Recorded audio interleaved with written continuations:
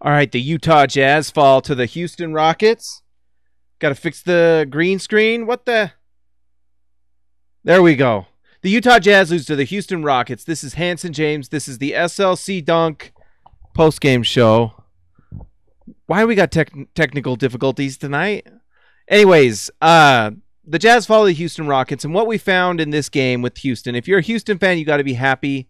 One, because we really saw the value of home court advantage tonight, especially the 1 seed for the Rockets, because the Rockets kind of took care. Oh, that's gonna bug me all show. The Rockets took care of the Minnesota Timberwolves relatively easily, and then they faced the Jazz. It's gonna drive me nuts, guys. And they take care of the Wolves pretty easily, and so they faced the Jazz, who just went through a 6-game series with Russell Westbrook, had to exert an incredible amount of energy just to guard him, and so it made this first game, a little easier for them. We're just gonna roll with it. But you got to give it to the Houston Rockets. The Houston Rockets are so talented offensively, so much scoring, so much. It's hurting my soul. This is like insult to injury. Are you kidding me? We got to lose first game of the playoffs, and then this has got to be going on. It's because I wore the yellow tank note shirt. That's why. And it's causing my camera to go bad. All right, but anyways, the Houston Rockets have so much talent on their team, especially offensively. You've got James Harden, Chris Paul, players like Trevor Ariza, Eric Gordon, who score the ball really well. And and so it just causes a lot of problems for any team, not just the Jazz, who are one of the best defensive teams in the NBA, but any other team out there who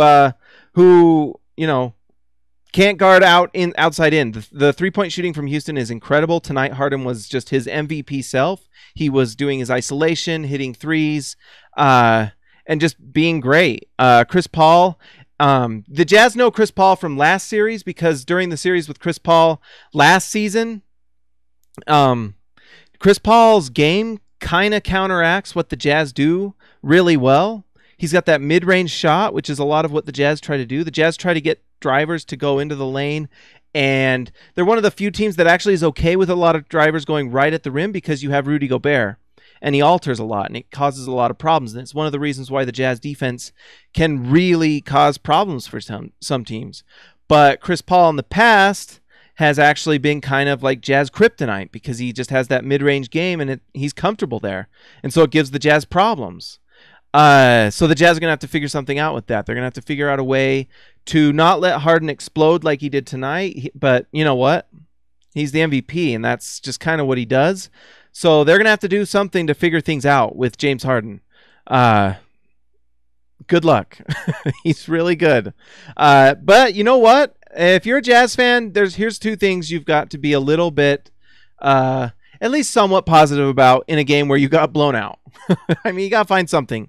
But you had near the end of the game, and it could be that just the Rockets are in garbage time and not that worried. Look, if I keep my hand up, it fixes the green screen. So we're just going to keep the hand up. We'll do hand gestures.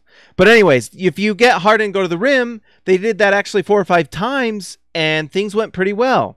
You got Harden to the rim, and he met Gobert, and it actually forced some misses, So maybe that's something the Jazz can build off of. One of the things with this game is that you come after playing just a tough series with Westbrook and the Thunder, and you had to just have it's not even a full game and a half turnaround. It's like night game against Westbrook at 8:30, get to the next city, play an afternoon game the next day. That's nearly a back-to-back, So not a ton of time for a film study, even though I'm sure Jazz assistants were kind of working on some things for that just in case.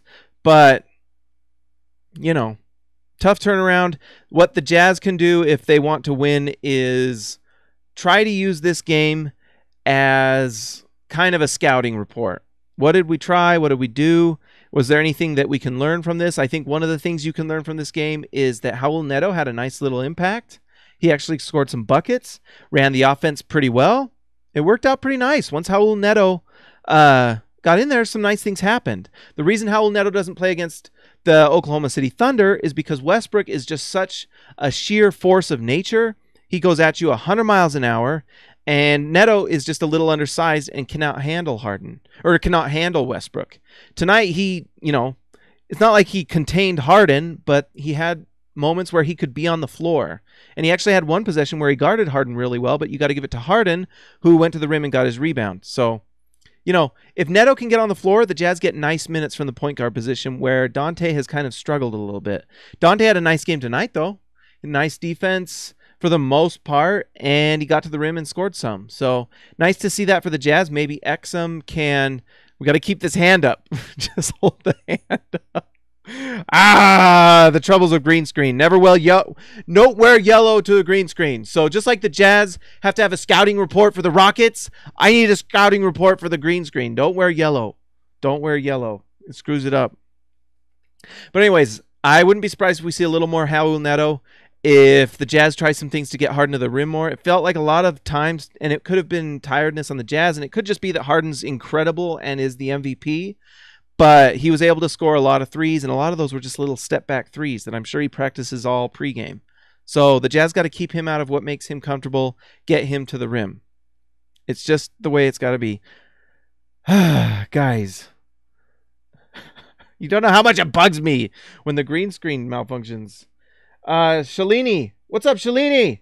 Bill Hedrick. Hopefully Donovan's foot is okay. I think Quinn can get game plan and hopefully get a few wins. And Rudy needs to finish strong and get shots off when he gets those mismatches.